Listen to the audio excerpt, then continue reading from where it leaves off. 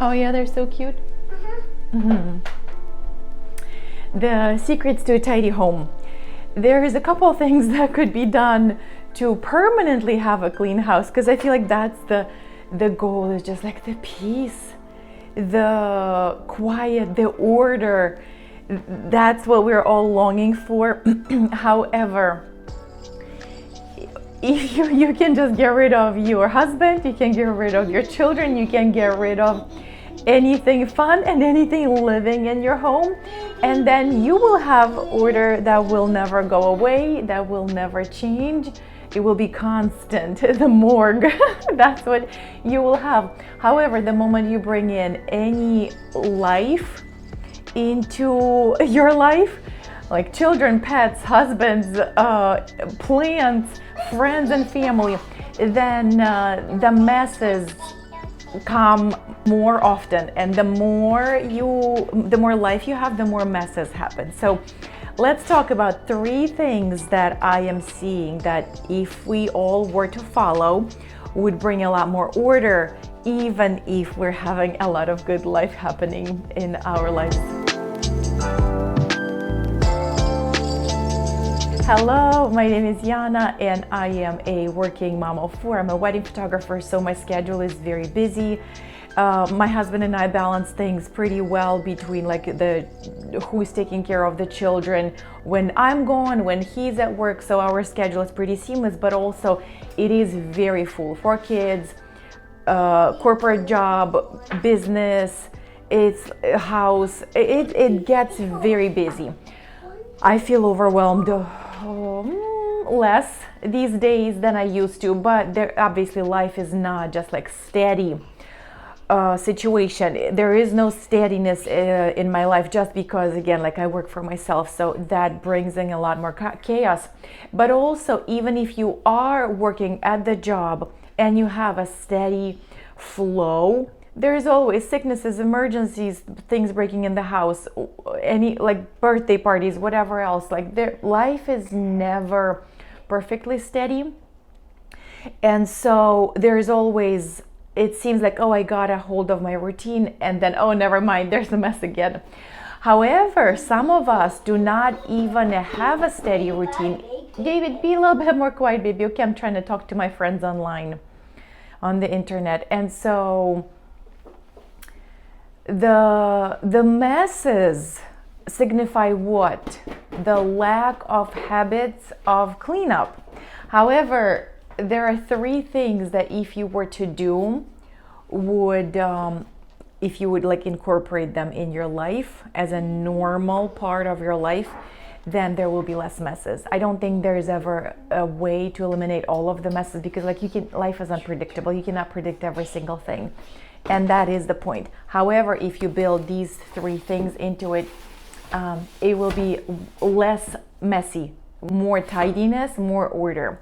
So number 1, which I feel like is the most important, all 3 of them have to be together, but that's the most missed one. I don't hear anybody talk about this, and that is finishing the cycle of the task. Each task comes with multiple steps, and it's like a cycle. Let's say a meal.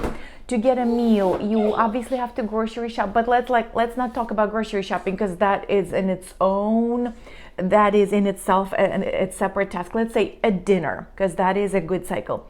Dinner comes with preparation, a little bit of cleanup maybe as you go, gathering up people, setting the table, eating the meal, praying for the meal, eating the meal, thanking whoever was cooking for the meal, then emptying the table, and then doing the dishes and putting everything leftovers into the refrigerator. This is the complete cycle of a meal, because a meal is not just consuming the food off the plate.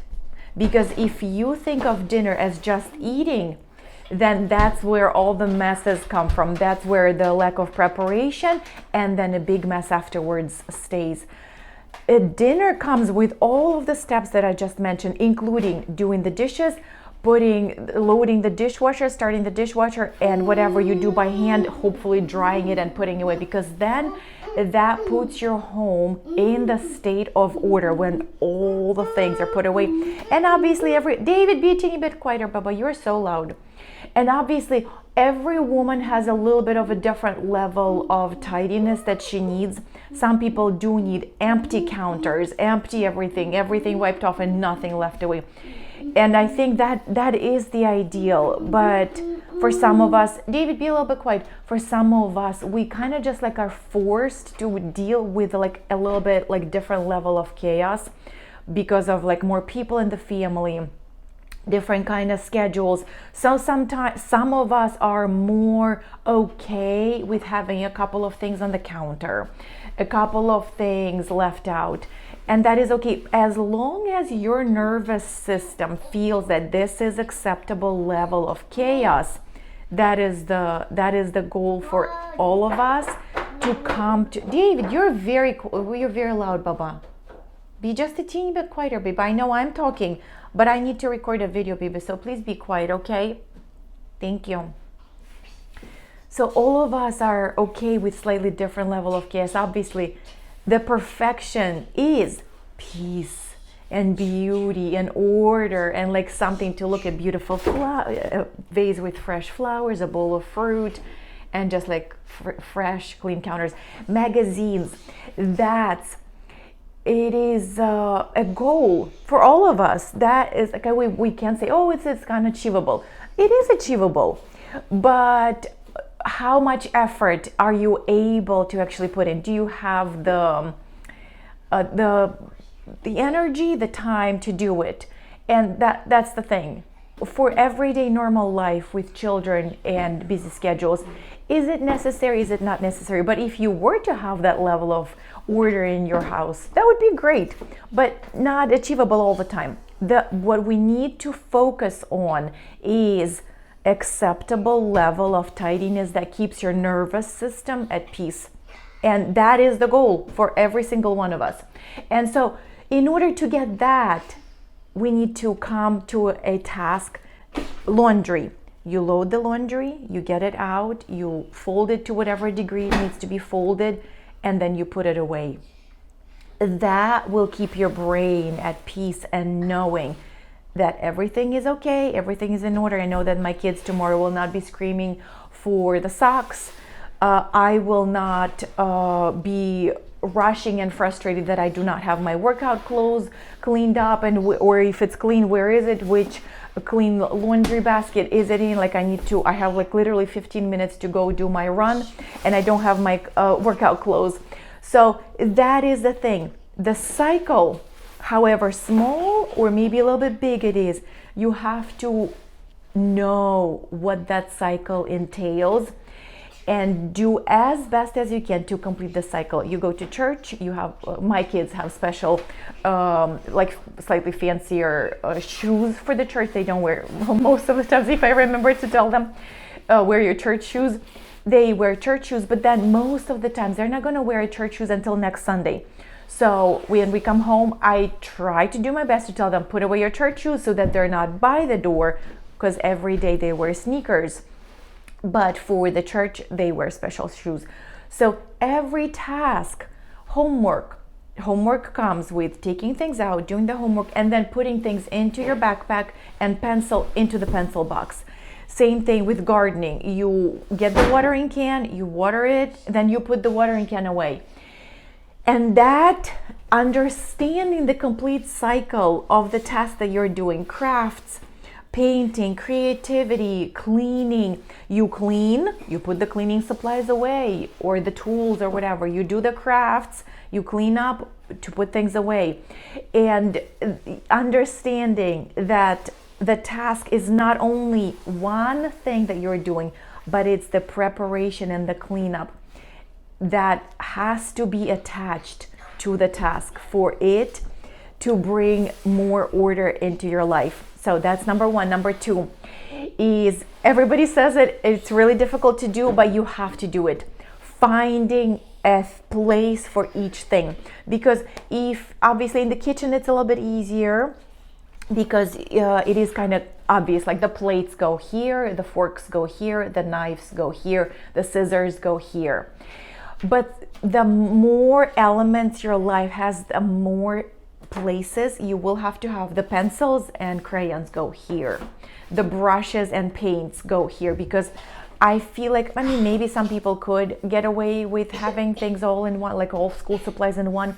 However, pencils and crayons every day, multiple times a day, for homework, for preparation, for signing the documents, for whatever. Paints and brushes, that is creativity. Unless your child does it on a regular basis, then that would be an everyday, easily available task. Just like serving large serving utensils for a party, I do not store them along with my everyday utensils, because those are used once a month versus these are used 3 times a day. I don't want to intermingle them. I do have space, 2 separate drawers for them, so I keep them separately because those are used for 2 different tasks. Same thing with pencils and crayons, multiple times a day, it's one thing, and then paints and brushes are a separate basket because that is a separate task that kids are working on. Same thing, I feel like it's great to have different baskets for different activities so that it's easier to clean up, because if you know where the thing lives, it is so much more efficient to just like put it away. And everybody in the family will eventually know where those things are, where socks live, where shoes live, where plain paper like printer paper or clean paper lives, where the straws, like drinking straws, where the pans and pots live, where the spatula is, like every single thing, the stapler, the watering can, like anything that your family uses, everybody should be aware where those things are, so that everyone, once the time comes for cleaning up or for tidying up, they know, okay, we're finishing the task, this is where it goes. In our house, we have a basket for like random kids things, like mostly toys and books.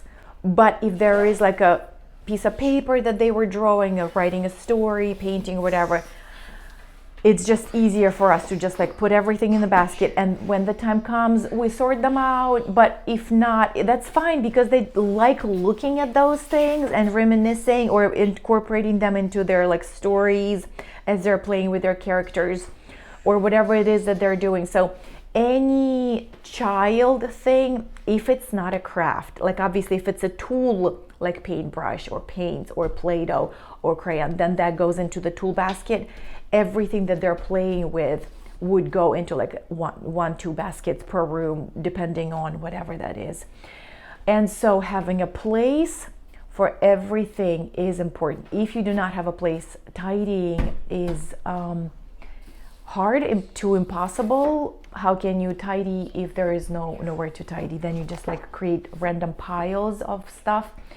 So as you see messes in your home, understand that, okay, I did not finish the cycle in the task. Number 2, I don't have where to put this thing. And number 3, I just mentioned a little bit the time. You do need to have at least a little bit of extra time in your schedule to finish that cycle. And I understand it's not always possible, because sometimes we did not wake up early enough. Sometimes it's impossible to wake up early enough. Sometimes there are schedules and appointments and work and appointments and health appointments and whatever else is that we have to just drop everything and we just have to get out. I have a girlfriend who says, oh, I never leave the house until the house is cleaned up. I am striving for this. That sounds like a perfection goal. However, sometimes it is impossible, just because not everybody finished eating, but we already have to leave the house and like go to church and be on time. Yes, I do my best to tidy as best as possible. However, sometimes it's unrealistic. It's impossible. Otherwise, you're going to be late everywhere, and I cannot be late. That's why either start early enough, give yourself enough time for getting ready. I always tell myself that I have to be at the spot 15 minutes earlier, and then I am on time. But anyways, giving yourself realizing that you just need more time than you normally do. Because dinner, it's not 15 minutes of eating and talking to each other. It's like literally 30 minutes to 45 minutes of preparation, and then another 30 minutes or so of tidying, cleaning up, and wrapping up the kitchen for the night. Same thing with breakfast. It's not just like 5 minutes of gobbling up a scrambled eggs. It's preparation, it's eating, and then it's cleaning up the kitchen so that the kitchen is not hopefully a mess for the whole day. So those are the 3 things that if you were to analyze them, pay attention, you see a mess, do not get I always say, if this is a frustration to you, pain, if it's painful, this is a signal. Use it to your advantage. God gave us pain for protection so that you do not hurt the thing. If your leg is broken, you don't want to be walking on that broken leg. You better be protecting of it. However, that one thing is like extreme damage, protecting the trauma. Another thing is like if you have a headache, taking, I do not, what do people take? Advil, ibuprofen, is not, most of the times, I never take pain medication, especially these days. I used to take pain medication because I used to have terrible first day of my period. It was like terrible. I would recommend quit the sugar if you have something like this. That probably would help you. Added sugar, not the fruit and honey and maple syrup, not natural sugars, but the refined sugar, the stripped of all the nutrients and all the good stuff that God put in there. But anyways, pain, that's the health video is coming up. The pain is a symptom most of the times, is something that you need to change in your lifestyle. If you have a headache, do you need a nap? Number 1, do you need some water? Do you need some fresh air? Are you in the car that you do not have oxygen in your closed off car? Is your house super well insulated that you are don't have enough fresh air? Open the windows, go outside, do some squats or push-ups or jumping jacks. Is it the blood flow that you are missing? Do you need a nap? Do you need to go to sleep a little bit earlier today? Do you need to read a Bible? Do you need to breathe and pray and recenter yourself on them? I am protected. I am at peace. I have somebody who cares for me deeply. I am safe. Like there is nothing that I need. With God, I am safe from anything.